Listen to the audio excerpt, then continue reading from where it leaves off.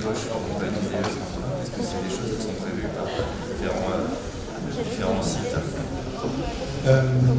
Pour Anti-Booking, c'est qu'il y a déjà une application smartphone qui existe sur iOS et Android. D'ailleurs, on va la mettre à jour parce que c'est le seul moyen, finalement, il n'y a plus de compte utilisateur sur l'application. Et on va pouvoir également identifier les gens qui utilisent l'application. Donc il y a déjà une application qui existe et qui va bientôt totalement à jour sur les recommandations. La seule évolution qu'elle n'a pas eue, c'est l'antibiogramme des infections urinaires et le compte utilisateur.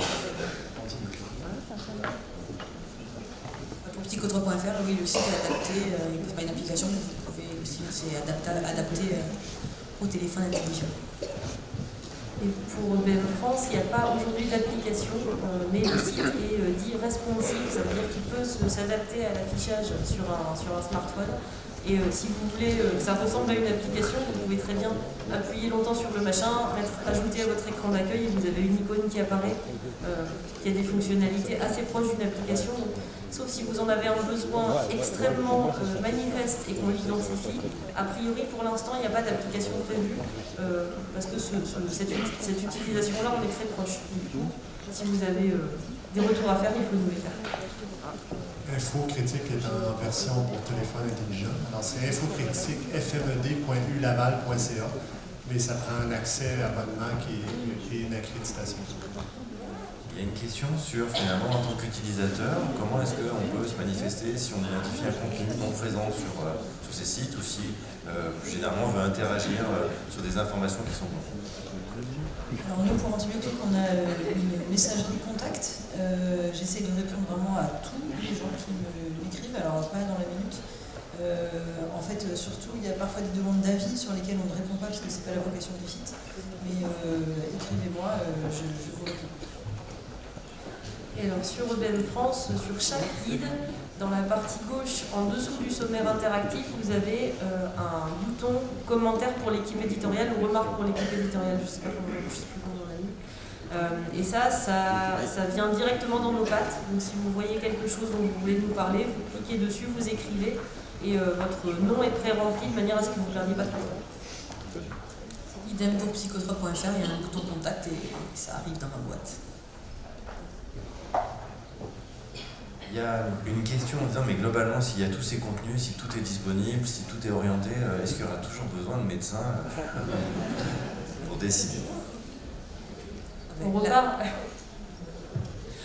de l'histoire de la décision partagée en santé, avec des connaissances parfaitement établies sur un point, ça ne donnera toujours pas la décision partagée en santé.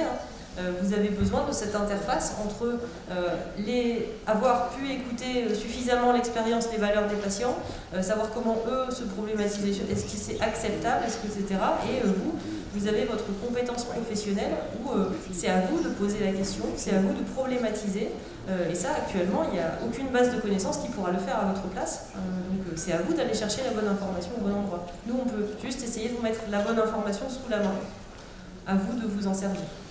Alors, les évidences ne prennent pas de décision. Ça demeure évidemment le médecin. Ce n'est pas en soi les évidences qui prennent les décisions, c'est le médecin qui prend les décisions. C'est clair, net et précis. Et puis nous, on voit bien que même si c'est une aide à la décision et qu'on donne des conseils pour la stratégie en étape de thérapie, on ne peut pas dire qu'on soit devenu hyper bon en France sur le nombre de molécules prescrites. Donc c'est bien que l'humain joue encore un bon rôle. Il y a une question aussi en disant, mais globalement, comment ça se fait que ce ne soit pas financé par des financements publics, pérennes? Comment est-ce qu'il faudrait faire pour justement valoriser ces initiatives sur des fonds publics? Faire du chantage à l'arrêt du site, tu veux dire par exemple, un jour on en a vraiment marre, peut-être, on essaye, on est en lien, on parle avec tout le monde, les gens nous connaissent, mais c'est très long, c'est très compliqué. On n'est pas dans une période de faste non plus de finances publiques. Voilà, tout le monde nous dit qu'on fait un travail formidable. Donc peut-être qu'à un moment donné, on s'énervera un petit peu plus. Pour l'instant, on reste dans la diplomatie.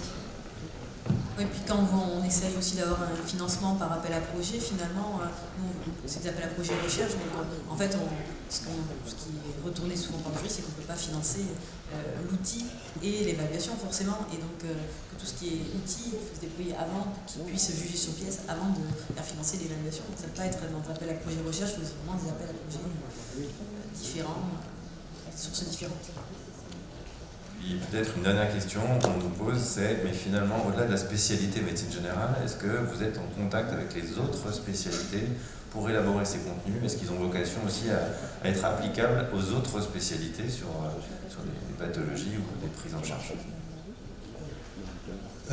Alors nous c'est déjà pluridisciplinaire, parce qu'il y a les infectiologues qui travaillent avec nous. Et il se trouve qu'on a été contactés nous par des pédiatres, mais italiens, pas français, qui ont découvert l'outil. Et il y a également les pharmaciens, en l'occurrence, qui vont vraiment être intéressants. Donc on est assez ouvert à l'idée de collaboration pluriprofessionnelle et pluridisciplinaire.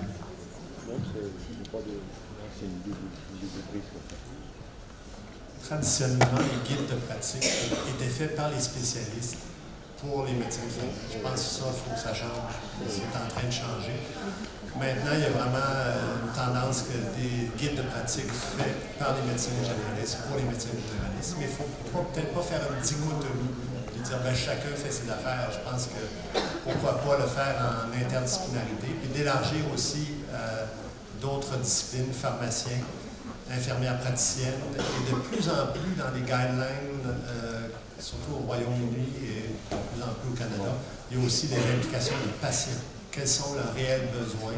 Et des gens aussi pour des enjeux de société, ressources, valeurs éthiques. Donc, ça demande un travail pluridisciplinaire, mais ancré dans la pratique.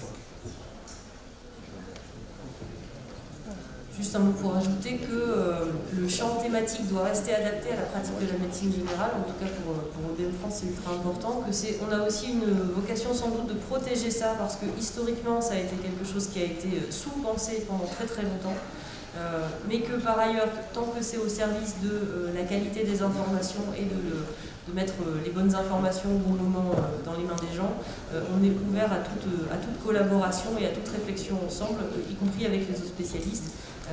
Il y a peut-être aussi des ponts, et peut-être un peu plus naturels, qui vont se faire avec les autres professions de santé des soins primaires. Donc ça, on va voir quelle direction prennent les choses. On a plein de ponts potentiels à faire et on a à les choisir soigneusement pour que ça soit au service de cette qualité-là et de protéger ce champ thématique dont vous avez besoin pour travailler. Bien, merci beaucoup à tous les orateurs, merci à tous les